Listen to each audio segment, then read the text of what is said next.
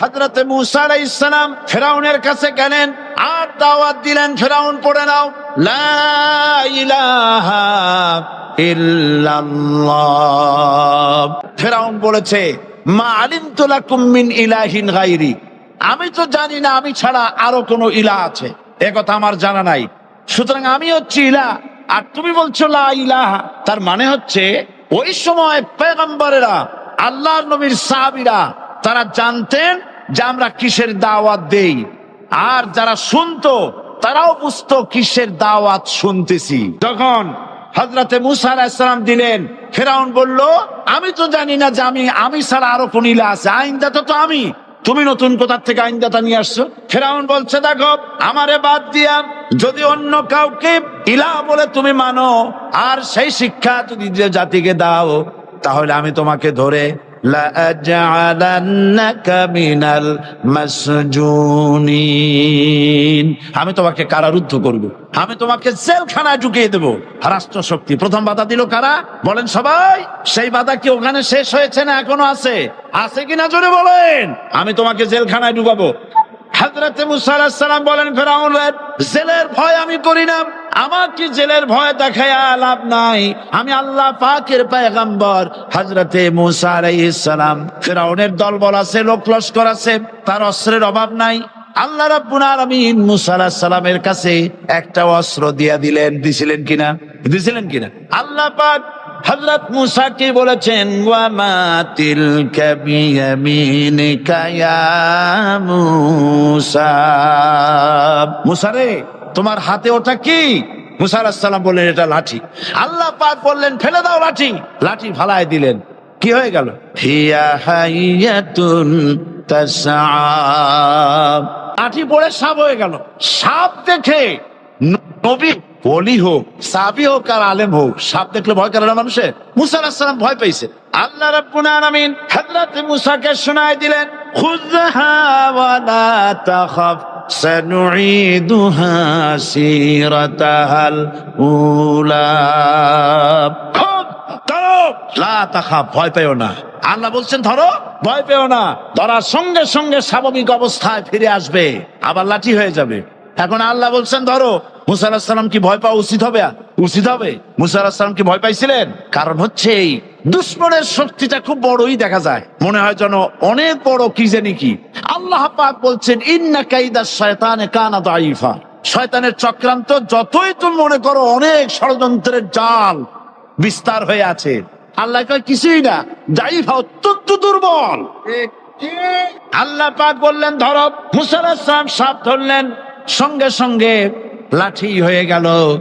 ফিরআউন বরদাস্ত করলো না, রাষ্ট্রশক্তির পক্ষ থেকে আক্রমণ শুরু হলো। অপরাধ কি?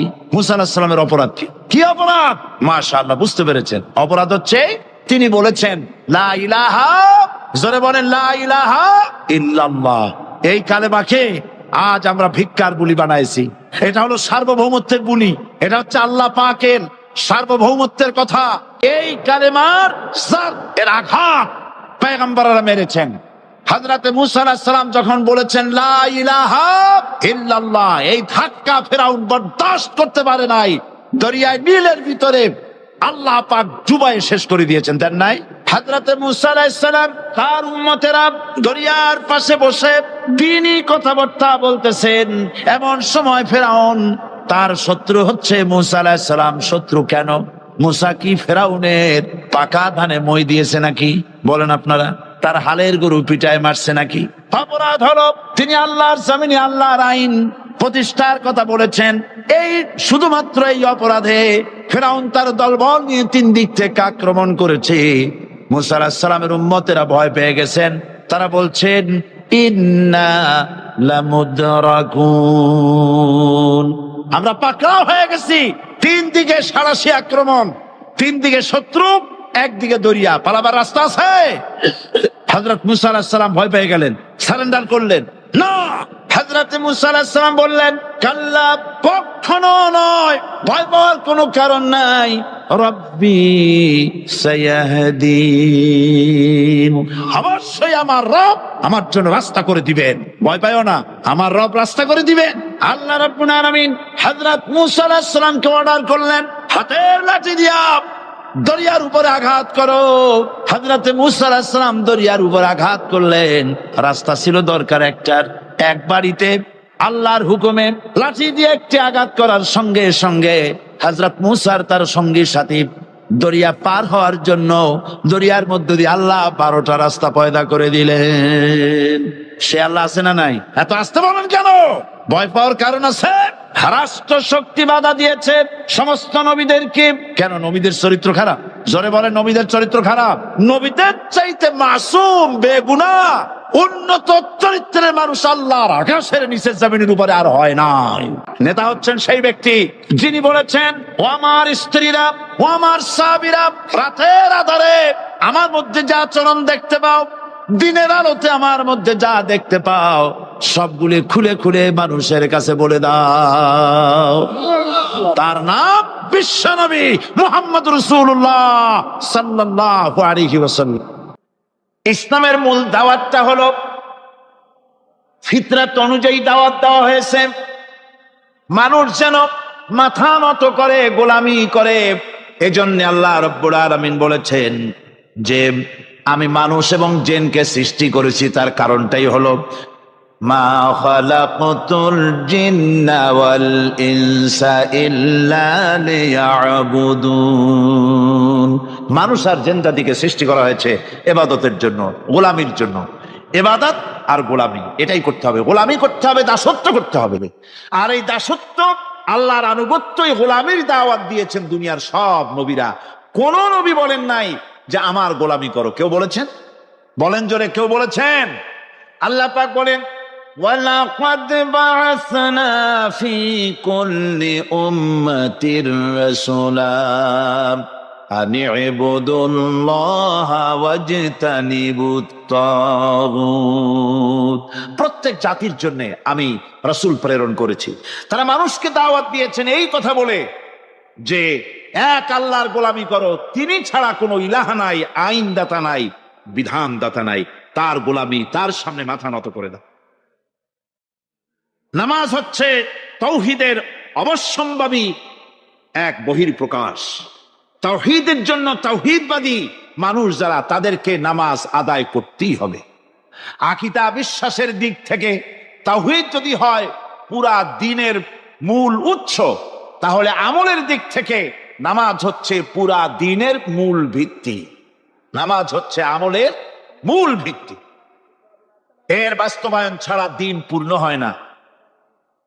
নামাজ মুমিনের কেবলমাত্র একটি উত্তম আমলই নয়, বরং নামাজ হচ্ছে ইমানের মূল ভিত্তি। যার কাছে নামাজ নাই তার কাছে কিছুই নেই। রাসূল করিম সাল্লাল্লাহু আলাইহি ওয়াসাল্লাম বলেছেন যে নামাজ যে ব্যক্তি পড়ে না, আল্লাহ পাকের সাথে তার কোনো সম্পর্ক বাকি থাকে না। সুতরাং এই নামাজটা হচ্ছে এই যে একমাত্র একাগ্র চিত্তে আদবের সাথে আল্লাহর সামনে রুজু হয়ে যাওয়া। কোরআনে কারীম বলছে, মুনিবিনা ইলাইহি ওয়াত্তাকুহু ওয়া আকিমুস সালাতা ওয়া লা তাকুনু মিনাল মুশরিকিন। তোমরা আল্লাহর দিকে রুজু হয়ে যাও এবং তাকে ভয় করে অন্যায় কাজ থেকে বিরত থাকো, আর নামাজ কায়েম করো। মুশরিকদের অন্তর্ভুক্ত হয়ে যেও না। নামাজ কায়েম করা, নামাজের আদেশ কোরআনে কারীমের মধ্যে আল্লাহ পাক বহু জায়গায় করেছেন। ঈমানের পর নামাজই হচ্ছে সবচেয়ে বড় জরুরি। একজন মানুষ ঈমান আনলো, যেমন কালকে একজন ঈমান এনেছে। ঈমান আনার সাথে সাথে তার প্রথম কাজ কি বলুন? বলেন, প্রথম কাজ কি? ফজরের নামাজের আগে একজন ইসলাম কবুল করলেন, তার প্রথম দায়িত্ব নামাজকে আদায় করে দেওয়া, ফজরের নামাজ পড়া। জোহরের আগে কেউ ঈমান আনলো, তার প্রথম দায়িত্ব জোহরের নামাজ আদায় করা। আসরের নামাজের আগে ঈমান এনেছে, তার প্রথম দায়িত্ব হলো আসরের নামাজ আদায় করা। তার মানে হলো ঈমান আনার পর একজন ঈমানদারের প্রথম দায়িত্ব হচ্ছে নামাজ। গুরুত্বপূর্ণ বিষয়, খুব ভালো করে শুনতে হবে, ইয়াদ রাখতে হবে প্রত্যেকটি মুসলমানের। এই নামাজ কি জিনিস, কেমনে আদায় করতে হবে, আদায় না করলে কি হবে, গুরুত্বপূর্ণ এই কথাগুলি প্রত্যেকের স্মরণ রাখতে হবে। কিয়ামতের দিন মানুষ যে জাহান্নামে যাবে, জাহান্নামের জন্য, জাহান্নামে যে সব কারণে যাবে, তার মধ্যে বড় কারণ কালকে বলেছিলাম, দেখি মনে আছে নাকি। বড় কারণ কয়টা? কয়টা? আলহামদুলিল্লাহ মনে আছে। আল্লাহ রাব্বুল আলামিন বলেন, ইয়াতাসাআলুনা আনিল মুজরিমিন, কিয়ামতের দিন অপরাধীদেরকে জিজ্ঞেস করা হবে, মা সালাকাকুম ফি সাকার, জাহান্নামে কেন আসছো? জবাবে তারা বলবে, ক্বালু লাম নাকু মিনাল মুসাল্লিন ওয়া লাম নাকু নুতঈমুল মিসকিন, নামাজ পড়ি নাই আর এতিম মিসকিনদের খেতে দেই নাই, এই কারণেই জাহান্নামে এসেছি। কল নাউযুবিল্লাহ। নামাজ যারা পড়বে না জাহান্নামে যেতে হবে। কোথায় যেতে হবে? আকীদাগত দিক থেকে ঈমান হলো তাওহীদের স্বীকৃতি, আর আমলের দিক থেকে নামাজ হচ্ছে তাওহীদের বহিঃপ্রকাশ। আপনি মুসলমান তা প্রমাণ হবে নামাজ দিয়ে। নামাজহীন ঈমানের দাবি মূল্যহীন। যার নামাজ নাই তার ঈমানের দাবি করার কোনো মূল্যই নেই। অনেক এরকম কথা বলে, হুজুর আমি মানুষটা নিতাম তো খারাপ না, যাই মনে করে, গ্রামে রাস্তা বানাইছি, ব্রিজ করে দিয়েছি, কালভার্ট করেছি, এতিম মিসকিনরে তাও মাঝে মধ্যে খাবার দেই, বিধবারে কাপড় চোপড় দেই, মানুষটা আমি নিতান্ত খারাপ না, তবে এই মাঝে মধ্যে একটু নামাজ পড়ি না, তাতে কি আমার ঈমান নষ্ট হয়েছে? আমি বলি, ভাই ঈমানই তো নাই, নষ্ট হবে কি? ঈমান থাকলে না নষ্ট হবে? ঈমান নাই। সুতরাং একজন মুসলমান যদি নামাজ না পড়ে, নিজেকে মুসলমান বলে দাবি করার কোনো হক তার নাই, দাবি করার অধিকার নাই। নামাজ হচ্ছে জিন্দেগি, নামাজটাই মূলত জিন্দেগি। নামাজটা কি? জিন্দেগি। আল্লাহ রাব্বুল আলামিন শেখাচ্ছেন, কুল ইন্না সালাতি ওয়া নুসুকি ওয়া মাহইয়ায়া ওয়া মামাতি লিল্লাহি রাব্বিল আলামিন। মুহাব্বতের সাথে সবাই পড়েন, কুল ইন্না সালাতি ওয়া নুসুকি ওয়া মাহইয়ায়া ওয়া মামাতি লিল্লাহি রাব্বিল আলামিন। বলো আমার নামাজ, বলো আমার নামাজ, আমার কোরবানি, আমার হায়াত, আমার মত সবকিছুই আল্লাহ রব্বুল আলামিনের জন্য নিবেদিত। আমার বেঁচে থাকা, আমার মরে যাওয়া সব আল্লাহর জন্য। সে আল্লাহ রব্বুল আলামিন, তার জন্য সবকিছু নিবেদিত করতে হবে। আল্লাহ পাকের গোলাম আমাদের বানিয়েছেন, আল্লাহ আমাদের গোলামি করা লাগবে। আর গোলামির নমুনা যাকাত দিয়া, হজ দিয়া, দাম দিয়া, সদকা দিয়া, কোন জিনিস দিয়ে নামাজের মতো গোলামির উৎকৃষ্ট প্রমাণ বা নমুনা আর কিছুতে নাই। আমি যে গোলাম তার উৎকৃষ্ট প্রমাণ হচ্ছে নামাজ। নামাজেই একটা মানুষ গোলামির অনুভূতিতে তাকে নিয়ে যায়। বাদশাহ হোক, মন্ত্রী হোক, পীর হোক, মৌলানা হোক, মুহাদ্দিস হোক, বড় লোক হোক, গরিব হোক, পুরুষ হোক, নারী হোক, যেই হোক, নামাজে দাঁড়াইলো, একেবারে কান্ডারে ধরিয়া কানের কাছে হাত দিয়া, হাত দুটো বাঁধিয়া মাথা নিচের দিকে দিয়ে দাঁড়ায় গেল। কিসের মতো? আসামি। আসামির মতো, গোলামের মতো। সুবহানাল্লাহ। এদিক ওদিক তাকাইতে পারবা না, চোখটা থাকবে সেজদা যেখানে দিবা সেখানে। তাকানো নিষেধ, সেজদার দিকে তাকাও। এরপরে যখন রুকুতে গেলেন, গোলামের নমুনা হয়ে গেল। গোলামের এরকম মাথা নিচু করে থাকতে হয় প্রভুর সামনে। গেলেন, রাজা, বাদশাহ, বড় লোক, সব অহংকার চূর্ণ হয়ে গেল। নাক আর কপাল দিয়া আমার মাবুদের দরবারে মাথাটা লাগাই দিলাম জমিনের উপরে। সুবহানাল্লাহ। আমি আমার ভাষায় বলি, আমি আমার ভাষায় কথাটা এভাবে বলি, এই জমিনটা যদি কাগজ হয় আর আমার নাকটার কপালটা যদি কলম হয়, তাহলে আমি যে গোলাম দৈনিক 5 বার আমার নাক আর কপাল দিয়া জমিন নামক কাগজের উপরে দাস খতের উপরে দৈনিক 5 বার নাক আর কপাল দিয়া সই করে দেই, আল্লাহ আমি তোমার গোলাম আর কারো গোলাম নই, আমি একমাত্র তোমার গোলাম। ঘুমের থেকে উঠে সেজদা দিয়া বলি, দুপুরের সময় কাজ ফেলাইয়া আর একবার বলি, বিকেল আসার আগে আসরে আর একবার বলি, দিন যখন শেষ হয় আর একবার বলি, রাতে যখন শুতে যাই আর একবার সেজদা দিয়া ঘোষণা করি, মাবুদ আমি তোমার গোলাম। সুবহানাল্লাহ। নামাজ হচ্ছে ইসলামের গণ্ডির মধ্যে প্রবেশের প্রমাণ।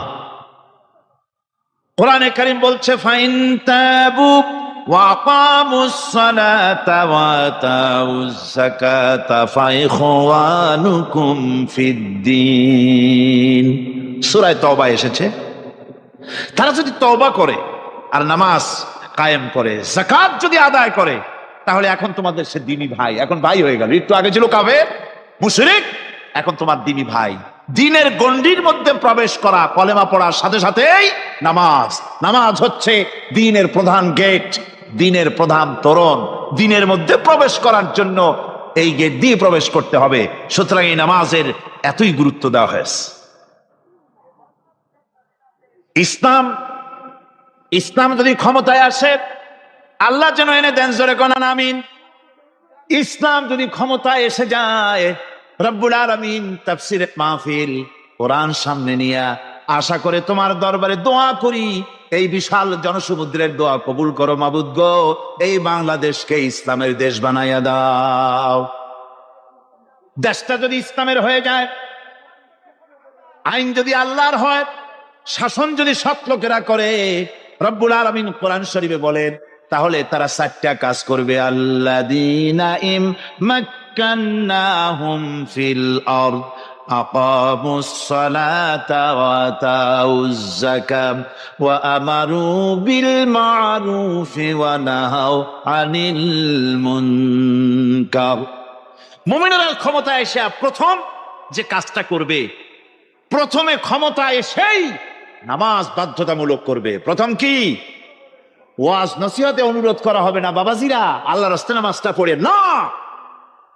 রেডিও এবং টেলিভিশনের মাধ্যমে রাষ্ট্রপ্রধান অর্ডার করে দিবেন, আজ থেকে বাংলাদেশের 12 কোটি তাওহীদি জনতা, নারী পুরুষ যারা আকেল বালিগ, সকলের জন্য নামাজ বাধ্যতামূলক, নামাজ পড়তেই হবে। এটা অর্ডার। বেলা যখন 1টা বেজে যাবে, বেলা যখন 1টা বাজবে, সমস্ত মসজিদে আজান শুরু হয়ে যাবে। আজানের সাথে সাথে অফিস, আদালত, কল কারখানা, ক্ষেত খামার, শিক্ষাঙ্গন সব ডেডলক হয়ে যাবে। আধা ঘন্টার জন্য বন্ধ হয়ে যাবে। যারা মুসলমান অফিসে, কলেজে, ইউনিভার্সিটিতে, সর্বত্র তারা নামাজের জন্য প্রস্তুতি নেবেন।